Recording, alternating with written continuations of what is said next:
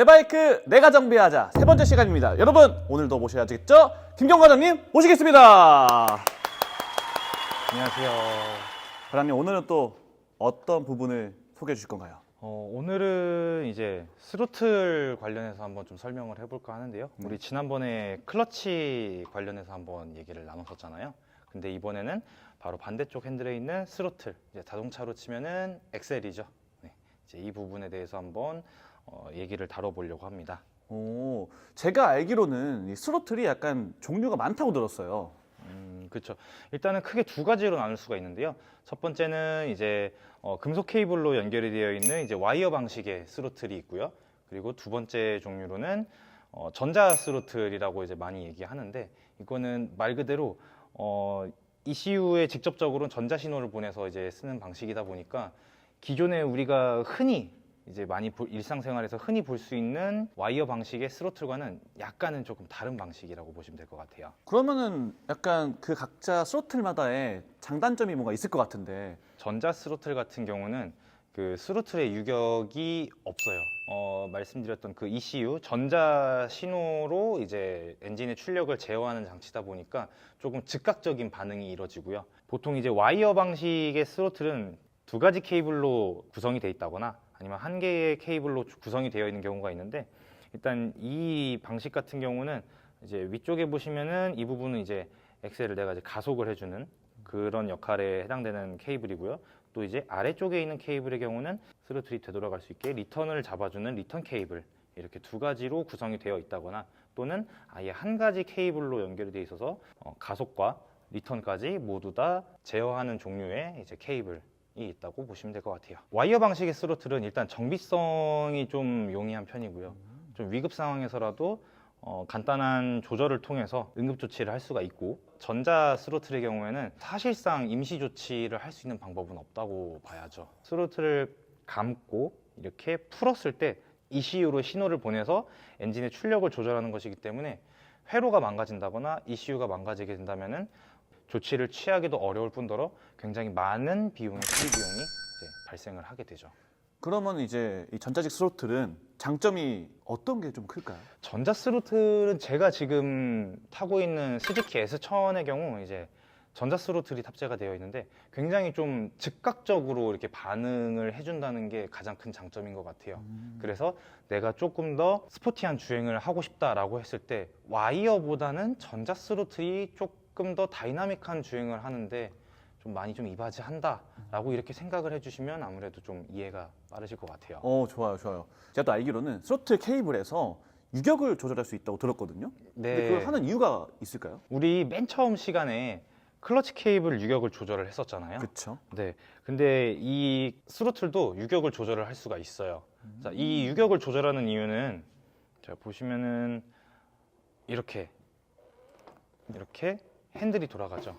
네. 이 케이블이 안쪽으로 이렇게 타고 들어가서 설계가 되어 있는데, 만약에 유격이 없이 너무 타이트한 상태라면은 자, 왼쪽으로 돌렸을 때는 그리고 오른쪽으로 돌렸을 때는 어떻게 됐을까 생각해 보면 되는데, 자, 이게 조금 느슨해져 있는 상태라고 가정을 해볼게요.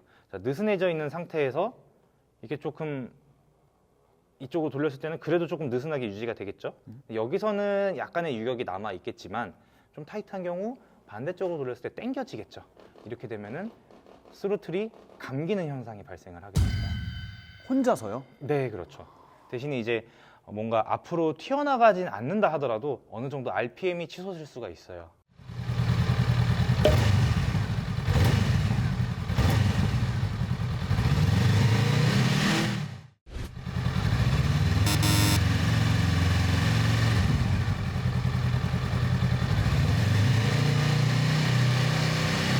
클러치 설명할 때도 제가 딱 설명을 해드렸던 거였는데, 바이크는 생산될 때 일단 초반 세팅이 다 되어 있어요. 처음에는 핸들이 이렇게 돌려도 제가 말씀드린 것처럼 뭐 어느 구간에서는 안 당겨지고 어느 구간에서는 당겨지고 하는 거는 없어요. 스로틀 케이블이 끊어져서 교체를 한다던가 아니면은 뭔가 특정 튜닝 장치를 장착을 했을 때 이게 유격 조절이 제대로 되지 않는다면 말씀드린 것처럼 어느 핸들 각도에서는 갑자기 RPM이 확 치솟을 수 있다 를 생각해 주시면 되겠죠. 그러면 이 스로틀 케이블 유격을 조절하는 게 되게 중요한 것 같은데 어떻게 조절할 수 있나요? 가장 좋은 거는 핸들이 똑바로 정렬된 상태에서 조절하는 게 가장 첫 번째 순서고요.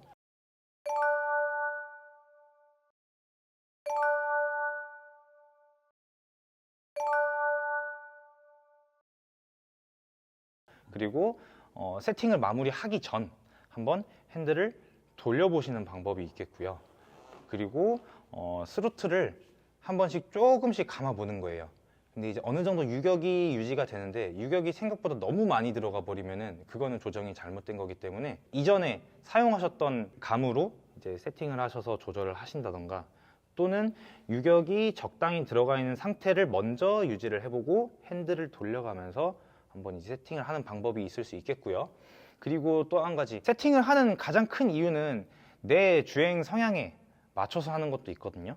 그렇기 때문에 평소에 본인이 급가속, 급감속을 많이 하시는지 이제 이런 것들도 한번 조건을 따져보면서 세팅을 해보시면 좋을 것 같아요. 그럼 만약에 내가 유격을 세팅을 했는데 잘못 세팅을 했을 경우에는 어떤 상황이 또 일어날 수 있을까요?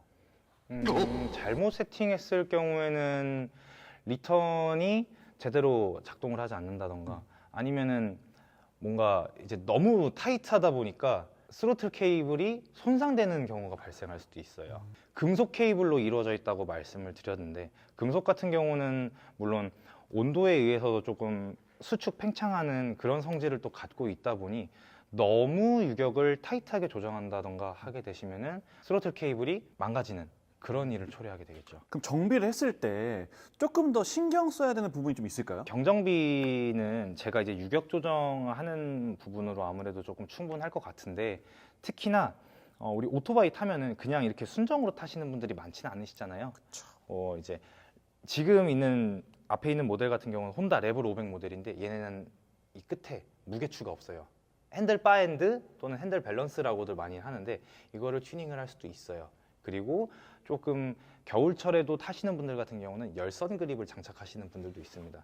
근데 이런 튜닝 파츠를 장착할 때 특히나 핸들 밸런스 그리고 스포츠 레플리카 바이크 같은 경우는 배틀가드라고 하죠.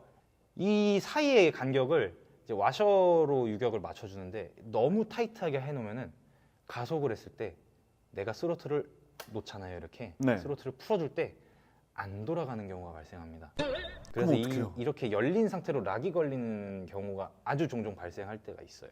이 핸들 밸런스나 배틀가드 같은 튜닝 파츠를 장착을 하실 때에도 핸들 끝단 그 유격을 리턴이 잘 되는지를 확인을 해주시는 게 가장 좋고요. 열선 그립의 경우에도 이렇게 장착을 하시고 같이 또 유격을 조절을 해줘야 돼요.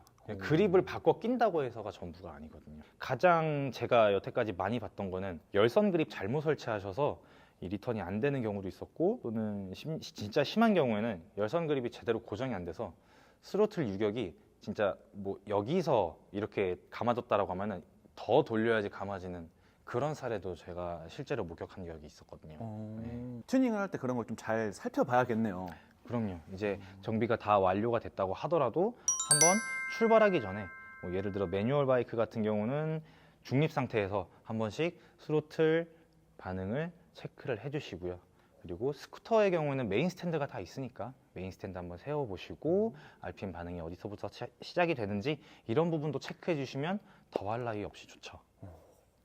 그리고 제가 가장 중요한 걸 하나 놓쳤네요. 네. 오토바이 타면서 본인 포지션에 맞추려고 하다 보니 핸들 라이저 업키트를 세팅하시는 분들이 있어요. 네. 지금 이 핸들바는 순정 높이고요. 여기서 핸들바를 조금 더 올리는 튜닝 파츠들도 많이 있고요. 네. 이거를 하게 되면은 스로틀 케이블이 조금 더 긴 걸 써야 되는 경우도 있어요. 그쵸. 네, 그때는 물론 이 스로틀과 클러치 케이블 모두 다 교환을 하게 되는데 이 라이저 키트를 장착을 했을 때에도 마지막으로 한 번씩 더 점검을 해주는 것이 가장 안전하고 오래도록 재밌게 라이딩을 할 수 있는 방법이 되겠죠. 이제 정말 겨울이 다가왔잖아요. 네. 그럼 이 겨울철에는 이 스로틀 케이블을 어떻게 좀 관리하면 좋을까요? 온도에 따라서 수축 팽창을 한다 그랬어요. 금속 재질의 이제 특징이. 근데 만약에 계속 추운 데 있다가 날 조금 따뜻해졌다고 가다 보면은 끊어질 수도 있고 아니면은 리턴이 제대로 얼어붙어서 그 안에 수분기가 있을 수 있잖아요. 얼어붙어서 리턴이 제대로 안 돼서 가속된 채로 락이 걸리는 사례도 특히나 스쿠터에서는 조금 많이 이렇게 보여지는 사례거든요. 케이블을 분리를 하면은 이 안에 작은 틈새 공간이 있어요. 거기에 주사기 같은 이제 주입기를 이용을 해서 윤활제를 이쪽으로 이제 투입을 하는 거죠. 그렇게 되면은 이제 쭉 위에서 아래로 타고 내려가잖아요. 그러면서 윤활제가 타고 내려가면서 제가 방금 말씀드렸던 그런 동파라고 해야 되나요? 약간 수분을 약간 좀 완화시켜주고 약간 좀 제거시켜주는 그런 게 네, 있구나. 그렇죠. 그리고 윤활제가 이제 그런 역할도 하는 거죠. 음. 네. 윤활제가 단순히 조금 부드럽게 하는 작용만 하는 게 아니라 방금 말씀드린 것처럼 이런 스로틀 케이블의 파손도 어느 정도 방지해주는 역할도 하기 때문에 코팅제라고 생각해 주시면 더 좋을 것 같아요. 오. 이렇게 하는 게 사실 혼자서도 하는 게 어렵진 않은 부분이겠죠? 어렵지는 않아요. 네. 어렵진 않은데 저는 개인적으로 관리하기 이전에 한번 공인 비용이 들더라도 전문가에게 한번 맡겨주시는 게 더 안전하다고 생각을 하기 때문에 좀 제 지인분들한테도 좀 많이 추천을 드리고 있어요. 네, 이렇게 저희가 3강 또 스로틀 케이블에 대해서 배워봤는데 또 오늘도 많은 지식을 얻어가는 것 같아요. 오늘 어떠셨나요?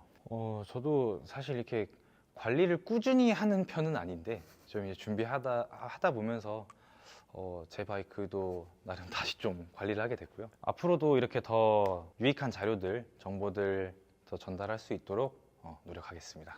네, 그럼 저희는 다음 상황에서 만나보도록 하겠습니다. 여러분들 안녕히 계세요. 안녕히 계세요.